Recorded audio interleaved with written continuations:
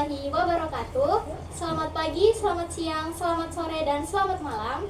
Kami dari kelas 10-8 kelompok 3 kimia akan menjelaskan materi kami tentang perubahan iklim, yaitu gas rumah kaca. Perkenalkan, nama saya Salsabila Syifa. Saya Shelin Retelia. Saya Cisa Kemara Afgani. Saya Lambo. Nama saya Rafita Salionel. Nama saya Fahri Aldi. Baiklah, simak videonya ya. Pengertian gas rumah kaca. Gas rumah kaca adalah gas-gas yang ada di atmosfer yang menyebabkan efek rumah kaca. Gas-gas tersebut sebenarnya muncul secara alami di lingkungan, tetapi dapat juga timbul akibat aktivitas manusia, terutama karena pembakaran bahan bakar fosil. Tanpa gas rumah kaca, suhu rata-rata di permukaan bumi dikira akan menjadi di bawah titik buku air. Tetapi adanya terlalu banyak gas rumah kaca menyebabkan pemanasan global. Gas rumah kaca ada 6. Yang pertama, pembakaran bahan bakar fosil, yaitu penggunaan batu bara, minyak bumi, dan gas alami dalam transportasi, industri, dan pembangkit listrik menghasilkan karbon dioksida dan gas lain. Yang kedua, penebangan hutan. Penebangan hutan mengurangi kemampuan tumbuhan untuk menyerap karbon dioksida, dan pembakaran kayu juga menghasilkan karbon dioksida. Yang ketiga, pertanian intensif. Penggunaan pupuk kimia dan peternakan menghasilkan metana dan nitrus oksida. Yang keempat, ada industri, yaitu proses produksi semen, baja, dan industri kimia lainnya juga menghasilkan emisi gas rumah kaca. Yang kelima, ada limbah, yaitu penumpukan sampah dan limbah peternakan menghasilkan metana. Yang keenam, ada penggunaan bahan kimia, yaitu klorofluorkarbon gas atau CFC yang digunakan dalam pendinginan, dan aerosol juga merupakan gas rumah kaca yang kuat. Di sini ada poin C, yaitu contoh-contoh gas rumah kaca. Contoh gas tersebut adalah karbon dioksida, metana, dan uang air. Fungsi utamanya adalah menyerap radiasi panas dari matahari dan mempertahankan suhu di bumi. Oleh karena itu, pengurangan gas emisi karbon telah menjadi isu global yang penting untuk mengurangi dampak perubahan iklim. Contoh gas rumah kaca, terdapat beberapa contoh gas rumah kaca yang terdapat hampir setiap hari kita hasilkan dalam berbagai kegiatan.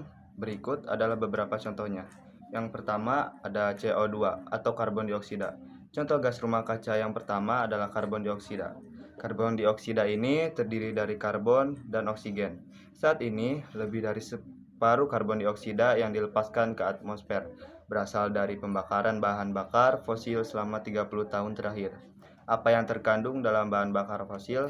Ada batu bara serta minyak dan gas alam. Dalam 2000 tahun terakhir, kita telah menghasilkan terlalu banyak karbon dioksida. Contoh rutinitas sehari-hari lainnya yang menghasilkan karbon dioksida adalah mengendarai sepeda motor atau mengendarai mobil yang menggunakan bahan bakar. Kemudian, gunakan listrik yang dihasilkan dari pembakaran minyak atau batu bara. Hampir semua aktivitas manusia yang membutuhkan listrik atau konsumsi dan penggunaan barang-barang buatan mesin menghasilkan karbon dioksida.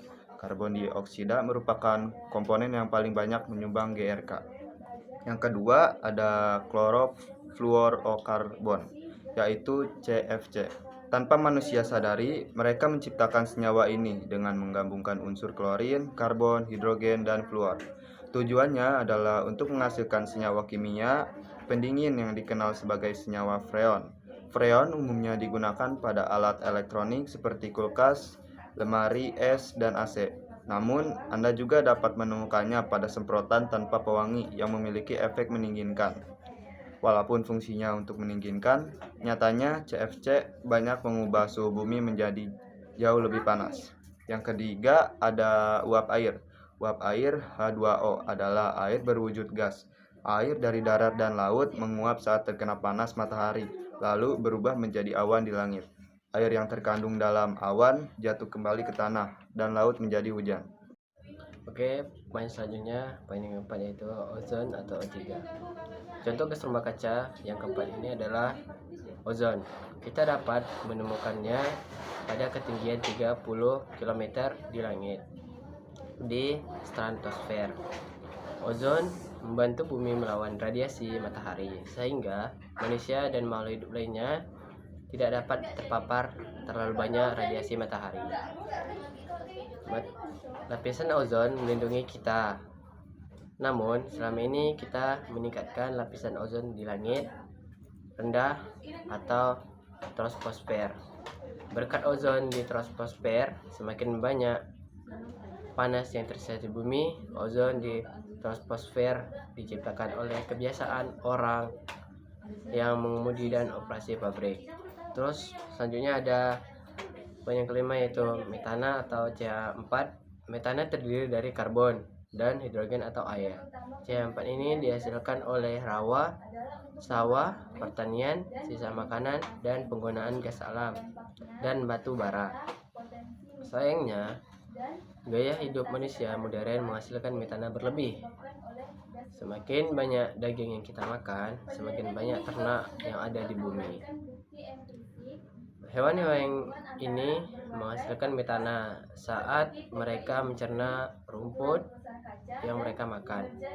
Metana adalah penyebab pemanasan global terbesar kedua setelah karbon dioksida, sehingga tak heran jika jumlah GRK dapat meningkat secara drastis. Terus yang ke-6 yaitu dinitrogen oksida atau N2O.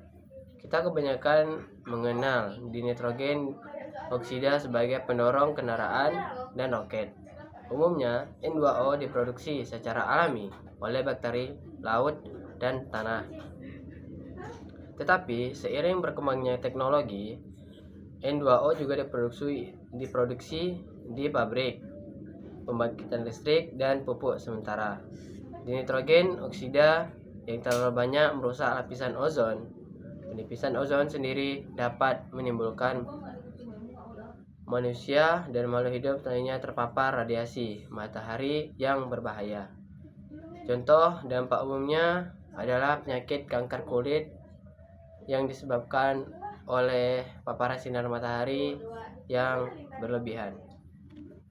Baiklah, berikut adalah beberapa dampak utama dari gas rumah kaca. Yang pertama adalah pemanasan global. Peningkatan suhu rata-rata bumi yang mengakibatkan pencairan es di kutub, kenaikan permukaan laut, dan perubahan pola cuaca ekstrim. Yang kedua, perubahan iklim. Perubahan pola cuaca yang tidak stabil termasuk peningkatan kejadian cuaca ekstrim seperti banjir, kekeringan, dan badai. Yang ketiga adalah kenaikan permukaan laut. Pencairan es dan pemanasan air laut menyebabkan kenaikan air laut yang dapat mengancam pulau-pulau kecil dan juga kota-kota pesisir. Yang keempat, gangguan ekosistem. Perubahan iklim dapat mengganggu ekosistem alami, menyebabkan perubahan musim, migrasi hewan, dan pemusnahan habitat. Yang kelima adalah ancaman kesehatan manusia. Perubahan iklim dapat meningkatkan risiko penyebaran penyakit yang ditularkan oleh vektor seperti nyamuk, serta menyebabkan peningkatan penyakit pernapasan akibat kabut asap dan populasi. Tujuan utama penelitian gas rumah kaca adalah untuk memahami dan mengidentifikasi emisi, dampaknya, serta potensi mitigasi dan adaptasi terhadap perubahan iklim yang disebabkan oleh gas rumah kaca. Penelitian ini juga bertujuan untuk memberikan bukti empiris tentang hubungan antara berbagai faktor seperti tipe industri, ukuran perusahaan kaca, dan kinerja lingkungan dengan mengungkapkan emisi gas rumah kaca. Sekian penjelasan video dari kami. Wassalamualaikum warahmatullahi wabarakatuh.